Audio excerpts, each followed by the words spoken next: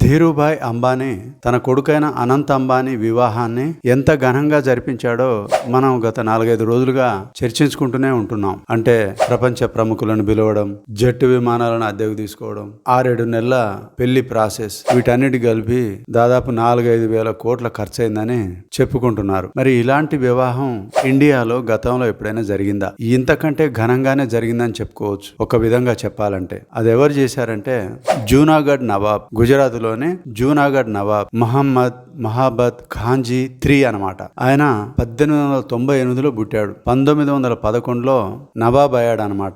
ఆయన పరిపాలనా కాలంలో ఆడంబరమైన ఖర్చులకు ఆయన పెట్టింది పేరు. ఏ ఈవెంట్ జరిగినా లెక్కలేనంత సంపదను ఖర్చు చేస్తాడనమాట. సో అలాంటి వ్యక్తి చేసిన మ్యారేజ్, ఆ మ్యారేజ్ కూడా ఆయన కొడుకో కూతురుకో కాదు, ఆయన పెంచుకుంటున్న కుక్క, దాని పేరు రోషనారా. ఇది జరిగింది 1922లో. మరి ఆ పెళ్లి కథా కమామిషి ఏంటో చూద్దాం. అయితే మన కుక్క రోషనారా వచ్చేసి ఆడ కుక్క అనమాట. దాన్ని గోల్డెన్ రిట్రీవర్ జాతికి చెందిన బాబీ అనే మగ కుక్కకిచ్చి పెళ్లి చేయ నిశ్చయించారు. సో ఈ పెళ్లి ఎలా జరుగుతుందా అనే ఉత్సుకతతో ఆ జూనాగఢ్ ప్రజలంతా ఎదురు చూస్తున్న సమయం అన్నమాట. ఈ పెళ్లికి ఆ నవాబు పెట్టిన ఖర్చు ఎంతో తెలుసా?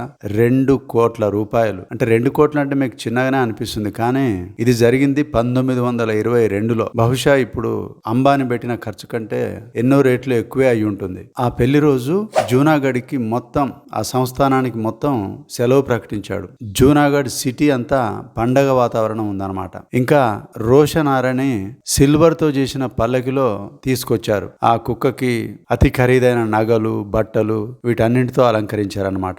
ఇంకా పెళ్లి కొడుకు బాబీ, ఓ పెద్ద ప్రాసెషన్ జరిగింది ఆ పెళ్లి కొడుకుని తీసుకురావడానికి పెళ్లి మంటపానికి. ఒక 25 కుక్కలు ఆ పెళ్లి కొడుకుని తీసుకొచ్చాయన్నమాట. ఒక్కొక్క కుక్క గోల్డ్ బ్రాస్లెట్స్ ధరించింది. ఇంకా ఆ పెళ్లి కొడుకు ప్రాసెషన్ జరుగుతుంటే ఆ వీధుల్లో ఉన్న జనం అంతా బయటకు వచ్చి ఆశ్చర్యంగా చూడడం మొదలెట్టారు. ఈ పెళ్లికి ఆ నవాబ్ వచ్చేసి మన దేశంలో ఉన్న రాజులందరినీ, అంటే సంస్థానాధీశులు, ఇలాంటి వాళ్ళందరినీ కూడా ఇన్వైట్ చేశాడు. ఈవెన్ వైస్రాయ్ ఆఫ్ ఇండియాను కూడా ఇన్వైట్ చేశాడు. కాకపోతే ఆయన రాలేదనుకోండి. ఈ పెళ్లి వచ్చేసి నవాబు అత్యంత ఖరీదైన ప్యాలెస్ లో జరిగింది. ఆ ప్యాలెస్ గురించే అప్పట్లో కథలుగా చెప్పుకునే వాళ్ళు అనమాట. అలాంటి ప్యాలెస్ లో తను పెంచుకున్న కుక్క పెళ్లి చేశాడు. ఆ ప్యాలెస్ గ్రౌండ్స్ వచ్చేసి ఫ్లవర్స్ తోని, లైట్స్ తోని డెకరేట్ చేయబడ్డాయి. అక్కడంతా ఒక పెద్ద పండగ వాతావరణం లాగా కనిపిస్తుంది అనమాట. ఇంకా వచ్చిన గెస్ట్లకైతే అతిథి మర్యాదలు మామూలుగా లేవు. వారు భుజించే ఆహారాలు కూడా అనేక రకాల డిషెస్, ఆ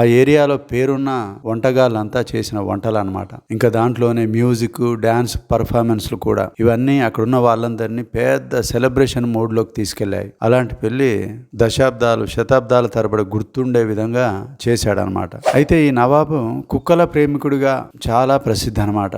100ల కొద్ది కుక్కలు ఆయన దగ్గర ఉండేవి. ప్రతి కుక్క కూడా ఆయన ఫ్యామిలీ మెంబర్ లాగానే ట్రీట్ చేయబడేది. ప్రతి కుక్కకి దాని సపరేట్ రూమ్ కేటాయించేవాళ్ళు. వాటికి సర్వెంట్స్ కూడా ఉండేవాళ్ళు. ఏదైనా పండగలు, పబ్బాలు వస్తే వాటికి పండగ దుస్తులు కూడా ధరించేవాళ్ళు అనమాట. ఎప్పుడైతే రోషనారా చనిపోయిందో నవాబు స్టేట్ ఆఫ్ మౌర్నింగ్ ప్రకటించాడు. సో ఇలాంటి జంతు ప్రేమికులు కూడా మనకు కనిపిస్తుంటారు ప్రపంచంలో. అంటే ఇప్పుడు మన ధీరూభాయ్ అంబానీ తన కొడుకు వివాహాన్ని ఇంత ఆడంబరంగా జరిపిస్తే, జంతు ప్రేమికుడైన ఆ నవాబు 1922లోనే తను పెంచుకున్న కుక్కకి ఇంతకంటే ఆడంబరంగా పెళ్లి చేశాడు. సో ఒకసారి ఆయనకు మనం హ్యాట్స్ ఆఫ్ చెప్పొచ్చు. అయితే మహాబత్ ఖాన్జీ III కుక్కల ప్రేమికుడే కాదు, ఇంకా రకరకాల యానిమల్స్ ను కూడా చాలా ప్రేమించేవాడు అనమాట. ఒక విధంగా జంతు ప్రేమికుడు బాగా. ఆయన అప్పట్లో ఏసియాటిక్ లయన్స్ ని రక్షించాలనుకున్నాడు. ఎందుకంటే అప్పట్లో ఏసియాటిక్ లయన్స్ యొక్క సంఖ్య తగ్గిపోతూ ఉంది అన్నట్టు.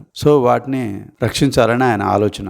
దాంతో ఇప్పుడు ప్రస్తుతం గిర్ శాంక్చురీ ఉంది కదా గుజరాత్ లో, జూనాగఢ్ ఏరియాలోనే ఉంటుంది అనమాట.